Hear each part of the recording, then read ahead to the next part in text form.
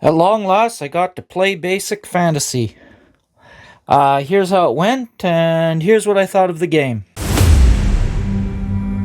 So I finally got a chance to play Basic Fantasy. I DM'd it, and I had a great time.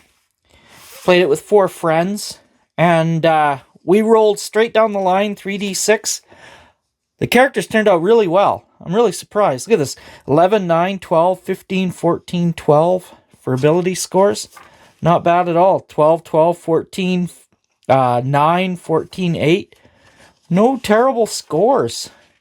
11, 10, 16, 12, 12, 16. These have really turned out well. 10, 13, 14, 14, 11, 8. So, yeah. It was a lot of fun. The characters were actually pretty tough, which is nice. I found the rules very easy to use. Very intuitive. Found them very quick. The only problem I had was with the movement rules. We tried after the very first encounter. Because I like to use miniatures and I like to use a grid, and I don't know, perhaps I misunderstood the rules or something. I'm not sure. But the movement of each character moving 4 spaces each turn was just too slow. So I bumped it up to the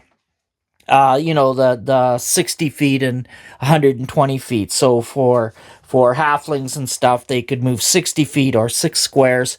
And elves and humans, not that there were any humans, could move 12 feet. So something I recommended, it was kind of fun. We have an elf, a halfling, another elf, and a dwarf. And the reason that we ended up with characters like this was I actually suggested everybody roll up a demi-human because we have no intention of turning this into a campaign. It was just sort of a one-off game. It's going to turn into 2 games, actually. In a week, I'm going to be playing again. But to try and finish off the game. So, who knows, maybe it'll turn into a campaign, you never know, but there's other games I'd like to try if they're into it, so hopefully they will. Morkborg, I'm looking forward to trying that. But, anyway, the reason for that was that if it's just going to be a one-off game, you're not going to be worried about leveling and advancing and all that stuff, then you get more bang for the buck out of being a demi-human, right? Because you get more abilities and stuff like that. So I thought that would be a good way of going. And they seem to enjoy it. I also used my Swords and Wizardry boons for the characters, just to add a little flavor. I don't think it was really necessary, but I think it was a little bit fun. Let's see here. What were some of the things?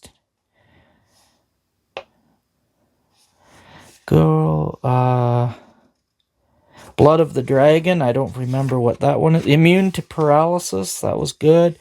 Anyway, just got a little boon.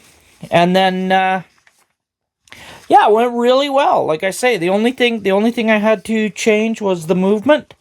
And perhaps I didn't understand the movement. And that was pretty easy. To adjust into the rules, I just prorated it with the movement rules, which was easy enough. I took some binders and I created a DM screen for myself. I just printed out some stuff so that I had, a way to block out the adventure, and then I have quick reference and whatever. I really like these screens because it's just very easy. If I want to play a different game, I can just switch out the pages super fast. And then I just put, nice artwork that I found around the internet, wherever, on it. That's not too closely. So that's what I did there. This will be for a different game one day. It's easy to switch out. So this adventure that I was putting them through is this one, Gold in the Hills. And it's by Ray Allen. It's a great adventure. We never actually got to it. Didn't even get close to it. Well, actually, we got close to it. We left off there just right here. It took the entire night. It took quite a few hours, actually, for them to get there because a whole bunch of shenanigans broke out. And they ended up traveling. they ended up traveling from this little town to this city up here and then back again. Oh, and they had to go on a little adventure. Nearly got killed to go collect some flowers and whatever because they wanted some healing.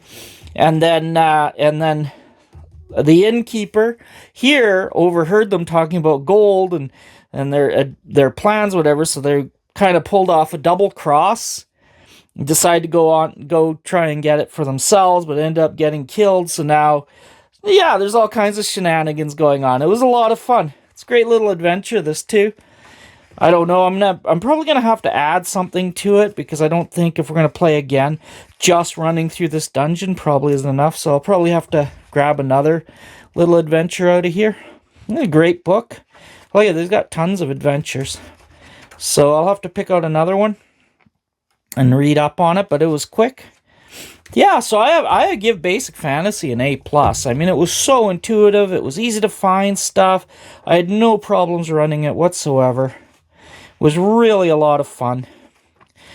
You know, I mean, there was a little bit improvisation. I always allow wizards to be able to cast light in the eyes of an enemy. They did that to this poor bear. His bear wandered out into the path, between them and where it was trying to go, and they got initiative on it. So one of them cast light on the bear. The bear failed its saving throw, so that blinded the bear. And I like to kind of push the magic a little bit. It's fun. Anyway, the poor bear had every intention of just running away. But they managed to kill it before it had a chance. Poor thing. Well, actually, no, they didn't kill it. They just wounded it mortally, and it ran screaming into the woods. Poor bear. Kind of actually felt sorry for it. But anyway, that was one thing that happened. But yeah, overall, Basic Fantasy, like I say, A+. Really like this. It was so intuitive, so easy. Yeah, I would play this again and again, for sure. I'd love to run a full campaign in it. It would be fun. But I have so many games I want to try out. Alright, thanks for watching, and please don't forget to leave a like and a subscribe, and I'll talk to you next time. Bye.